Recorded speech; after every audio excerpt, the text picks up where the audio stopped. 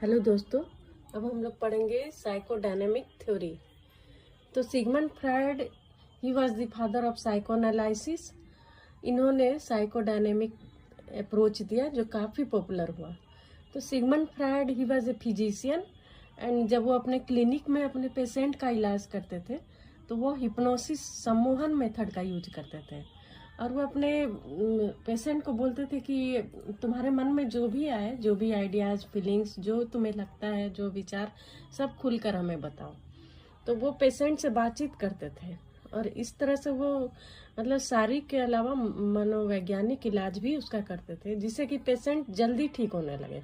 तो उन्होंने एक फ्री एसोसिएशन मेथड, मुक्त साहचर्य विधि दिया, जिसमें कि मतलब ओपननेस था। फ्री एसोसिएशन मतलब जो भी फीलिंग, आइडियाज पेशेंट के अंदर आते थे उसको वो बोलते थे, जिससे कि वो जल्दी ठीक होते थे। तो इस तरह से सिगमंड फ्रायड ने हमें बताया है कि कॉन्शसनेस के 3 लेवल होते हैं: conscious, pre conscious and unconscious. तो कॉन्शस जो होता है वो चेतन, जिस काम के लिए हम लोग अवेयर रहते हैं, जैसे कि अभी हम लोग पढ़ाई कर रहे हैं तो ये हम लोग का कॉन्शसनेस है।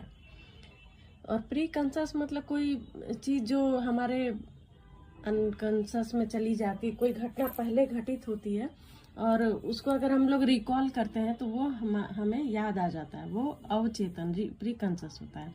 और अनकॉन्शस जो आसानी से याद नहीं आता है, उसके लिए उन्होंने एक साइकोएनालिसिस मेथड डेवलप किया। इस साइकोएनालिसिस मेथड के द्वारा वो क्या करते थे कि जो भी रिप्रेस्ड आइडियाज रहता था वो अनकॉन्शस से कॉन्शस में लाते थे साइकोएनालिसिस मेथड के माध्यम से। उसके बाद हमारे फ्रायड साहब ने बताया कि स्ट्रक्चर ऑफ पर्सनालिटी। तो पर्सनालिटी 3 तरह के स्ट्रक्चर से बना होता है: ईड, ईगो एंड सुपर ईगो।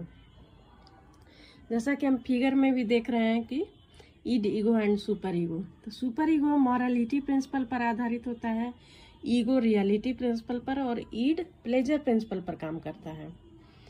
तो ईड जो है वह 2 तरह के इंस्टिंक्ट से प्रभावित होता है: life instinct and death instinct, जिसमें कि फ्रायड ने लाइफ इंस्टिंक्ट पर ज़्यादा जोर दिया। और वो एक और एनर्जी पर काम करता है, ईड, जिसको लिबिडो कहते हैं। यह मतलब तुरंत सेटिस्फैक्शन चाहता है, कोई भी इच्छा हुई तो उसको तुरंत पूरा करना है, वो और दिन दुनिया नहीं देखता है कुछ भी। तो ईट जो है प्लेजर प्रिंसिपल पर काम करता है।